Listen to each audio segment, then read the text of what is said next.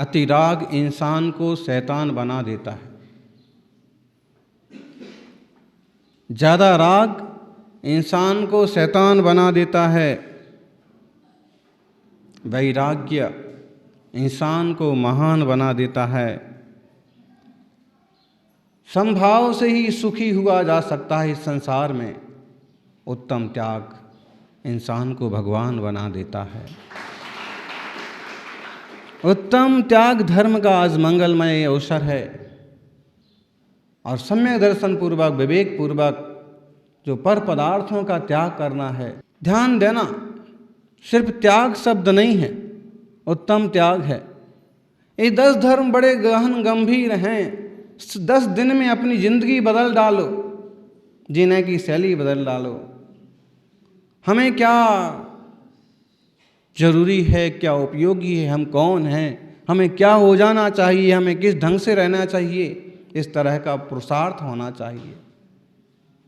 सौभाग्यशाली हैं वीतराग जिन शासन मिला है। सांसें तो अब चलती हैं और कब नहीं चलती हैं पता नहीं। जिंदगी का क्या भरोसा, कब कहाँ रुक जाएगी। सांस चलती है अभी जो, कब कहाँ थम जाएगी। और जिंदगी का क्या भरोसा, कब कहाँ रुक जाएगी। ऐसे में अपने धर्म को, आत्म धर्म को समझ लेना जरूरी है। केवल व्यवहारिक और ऊपरी चीज़ें ही धर्म हों तो दुनिया में सभी लोग धर्म कर रहे हैं, अपने अपने ढंग से सब लगे हुए। मूल है अंतस में उतरना, गर्भगृह में जाना, स्वरूप को जानना और फिर स्वभाव को जान करके जो जो त्याग होता है वो उत्तम त्याग। वस्त्र का त्याग तब तक उत्तम त्याग नहीं है जब तक चित्त चैतन्य स्वभाव की खबर नहीं है।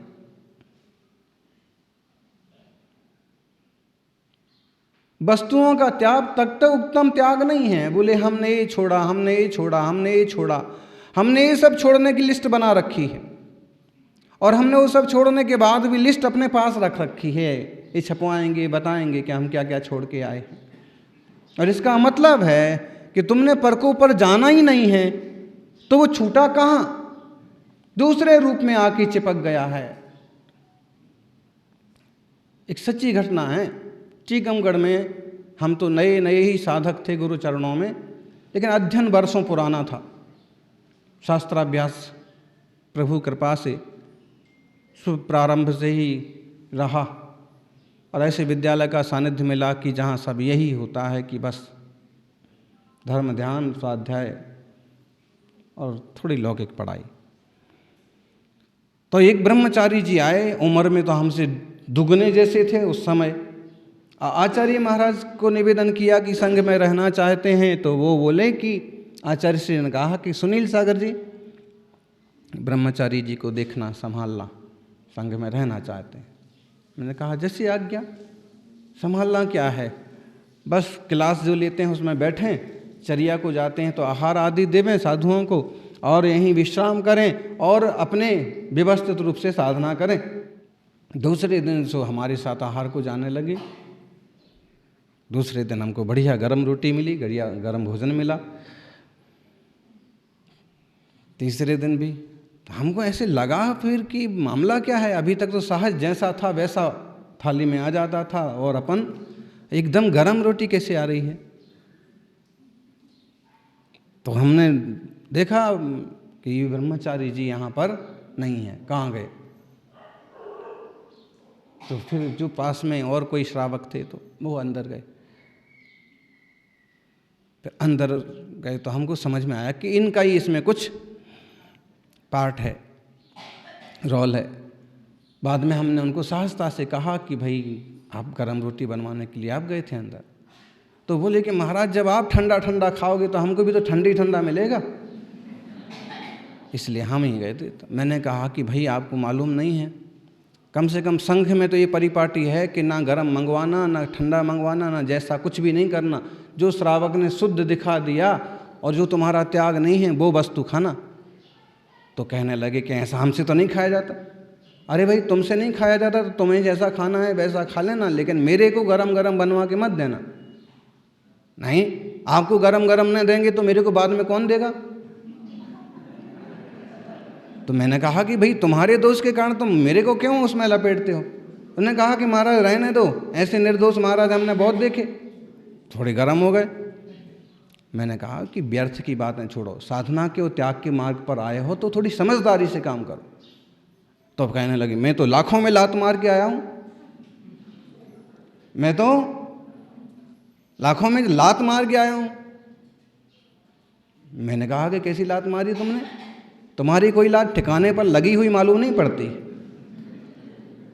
लाखों में लात मारने वाला फिर इधर ऐसा करेगा, छिछलापना। कुछ थोड़े नाराज भी हो गए और हमने वह कह दिया कि भाई इस टाइप से करोगे तो ऐसा चलेगा नहीं, जमेगा नहीं। संघ के अनुशासन, पद्धति, परिपाटी, विवेक, श्रावकों की अनुकूलता, सब चीज का ध्यान रखना चाहिए। तुम भीतर गए और रोटियां घी में डुबो करके खा गए, खिला गए। श्रावक के पास तो उतना ही था और उसके लिए था वो 3 दिन के लिए। तुम तो पकोड़े तल तल के खा गए हैं। उसने 2 किलो दूध मंगाया कि भाई थोड़ा सा कल के लिए घी बना लेंगे, थोड़ा सा आहार में दे देंगे, थोड़ा सा मट्ठे के काम आएगा, और तुम 2 किलो का छेना बनवा करके। उनको कुछ बात जची नहीं या जो भी है कि डांट लग गई, बुरी लग गई हैं। लाखों में खेलने वाले। और दूसरे दिन सवेरे हमने गुरु जी को भी सूचना दी कि ऐसे करते हैं।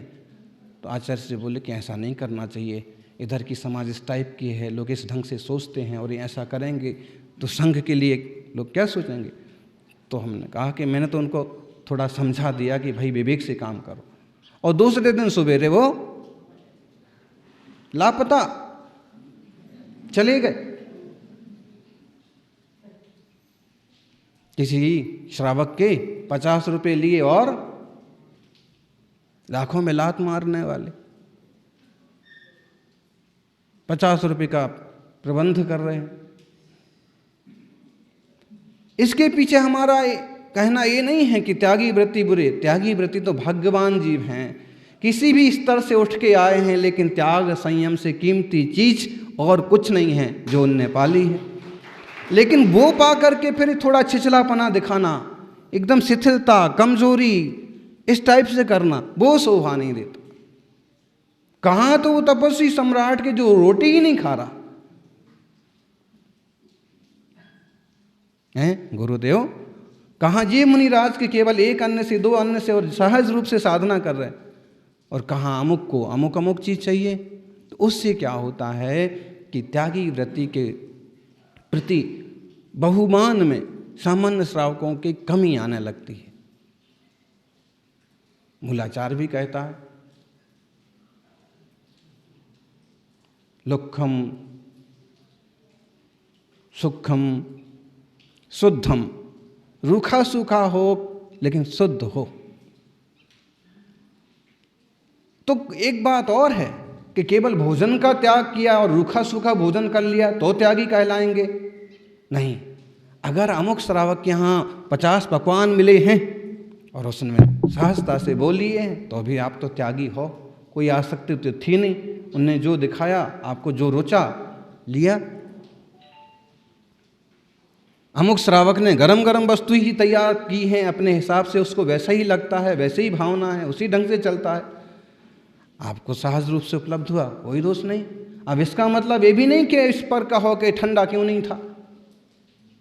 माने मुनि की वृत्ति सहज, त्यागी उत्तम। त्याग का मतलब है अत्यंत विवेक, अत्यंत संयम, अत्यंत शांतता पूर्वक त्याग, व्रत, नियम, धर्म सब कुछ होना, और पर को पर मान करके स्वस्वरूप में आनंद से जीना। बहुत जल्दी और बहुत ज़्यादा प्रभावित होना नहीं कि जब तक अमुक चीज़ ना आएगी तब तक तो हमारा चालू ही नहीं हो सकता, जब तक अमुक व्यक्ति ना आएगा, अमुक व्यक्ति ना आएगी तब तक। ऐसा उत्तम त्याग धर्म जो है टोटल वेद विज्ञान का प्रैक्टिकल रूप है। सव्वे भावा जम्मा पच्चखादि परित्रिणादूणो तम्मा पच्चखाणम नाणम नीमा मुड़े दब्बम। कुंद कुंद स्वामी समय सार की 34 नंबर की गाथा में बहुत महत्वपूर्ण संदेश देते हैं। सव्वे भावा जम्मा पच्चखादि, जितने सारे भाव हैं वो सब विभाव हैं, सब प्रत्याख्यान के योग्य हैं। लोभ आदि विकार वो सब प्रत्याख्यान के योग्य हैं। प्रत्याख्यान मतलब त्याग।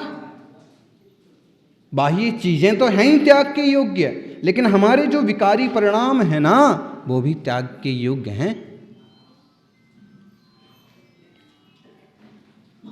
कर्म और नो कर्म की वर्णाएं भी त्याग की योग्य हैं, वो खबर होना चाहिए। और जिस ज्ञान के बल से हमें एक खबर होती है कि सब त्याग के योग्य हैं, इसलिए उस ज्ञान को ही प्रत्याख्यान कहा है, ज्ञान को ही त्याग कहा है। जैसे हमें परपने का बोध हुआ कि वस्त्र आदि मेरे नहीं हैं, क्या जरूरत है इनकी, देह ही मेरा नहीं है, जहां देह अपनी नहीं। तो ये हाँ, और ऐसा होता है, प्रैक्टिकली होता है। जहां देह अपनी नहीं, अरे छोटी उम्र वाले भी माता पिता रोते चले रह जाते हैं और वो अपना देह छोड़ करके चले जाते हैं। बड़ी उम्र वाले भी, ये तो प्रैक्टिकल हो जाते हैं कि जहां देह अपनी नहीं तहाँ ना अपना कोई। और मुनि राजों का ऐसा परिपक्व वैराग्य हुआ कि फिर उन्हें वस्त्र आदि पर ही पर मालूम पड़ते हैं।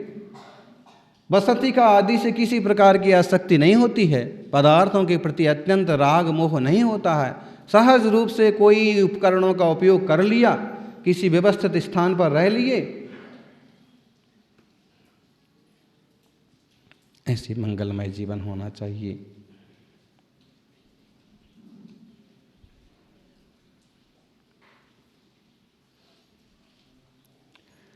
वीर ने महल का त्याग किया शांति की तलाश में।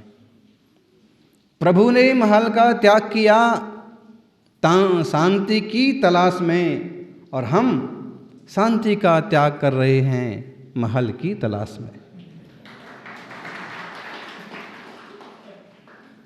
बरोबर छे ने? संसारी जनों का यही तो हाल है। कहीं त्यागी वृत्ति भी इस लपेटे में आ गए तो उनका भी हाल ऐसे ही हो जाता है।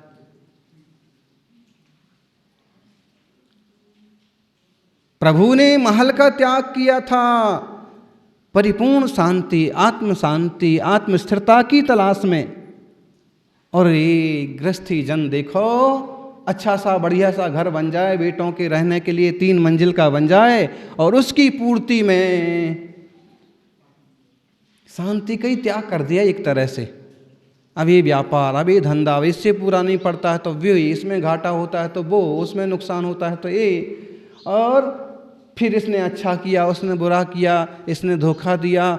ऐसी अशांति रच जाती है पूरी कि शांत रहना चाहे तो भी शांत, यानी कभी कोई त्यागी वृत्ति भी इसमें पड़ जाता है तो उसके पहले की साधना में और बाद की साधना में बहुत अंतर आ जाता है। क्यों? अब कुछ ना कुछ विकल्प आ ही जाता है। चंपापुर में चतुर्मास का युग बना गुरुदेव सन्मति सागर जी के सानिध्य में, तो गुरुदेव के लिए निवेदन करने के लिए आए।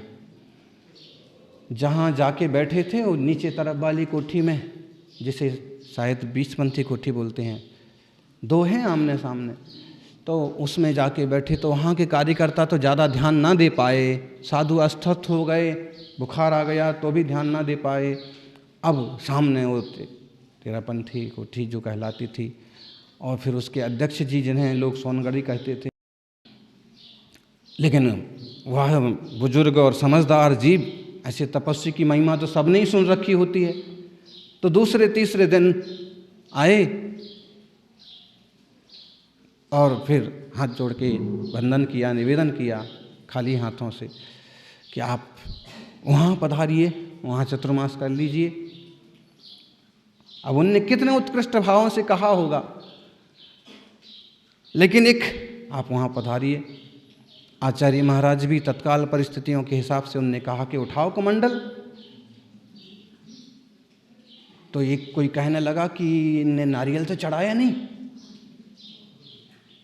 आचार्य महाराज बोले कि भाई नारियल चढ़ाने से चतुर्मास नहीं होते हैं, सेवा करने से चतुर्मास होते हैं। गुरु की दूरदर्शिता और गंभीरता देखो, वो भी यही कह के बैठ जाए कि नारियल नहीं चढ़ाया, और समझ लीजिए कल ये व्यक्ति भी सरक जाए तो संघ दुविधा में पड़ जाएगा कि नहीं।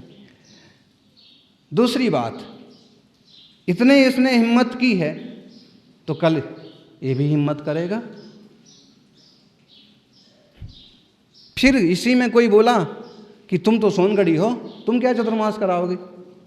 वहीं गुरुदेव बोले नहीं। फिर उसने कहा मैं चाहे सोनगढ़ी हूँ चाहे रामगढ़ी हूँ, मैंने कमंडल उठाया है तो मैं पूरी सेवा करके चतुर्मास कराऊंगा।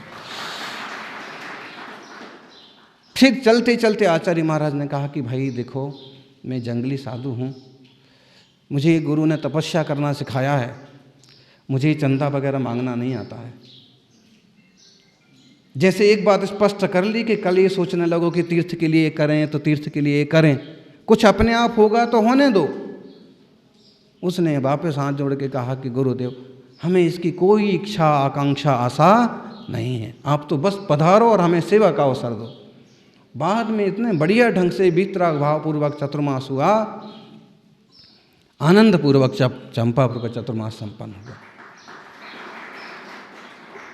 ऐसे साधु त्याग सीखते हैं गुरुजनों से, और इससे त्याग वृत्ति और त्याग की महिमा बनी रहती है, बढ़ती रहती है। उस चतुर्मास में गुरुवर्ग ने 11 उपास, पर्युषण 11 दिन के थे, तो 11 उपास किए, 9वें उपास में हालत बहुत खराब हो गई, बहुत खराब। पूरी समाज इकट्ठी हो गई भागलपुर की कि बिल्कुल अब उपास नहीं करने देंगे और उपास नहीं हो सकते हैं। तो आचार्य महाराज बोले कि भाई मेरी तो हिम्मत है, मैं तो कर रहा हूँ। तो नहीं, अभी ये भी हो गया था, मल द्वार से ना खून आ जाना और ये सब होना, तो घबराए हुए थे लोग। तो आचार्य महाराज ने कहा कि अगर मैं तो करूँगा, आप लोगों की किसी की इच्छा हो तो आप लोग भी आगे मेरे साथ बैठ जाना। और फिर 2 दिन, आखिरी के 3 दिन वो टोटल मौन ही जैसे रहे, और उनका पारणा बहुत अच्छे से संपन्न, सहजता से संपन्न हुआ।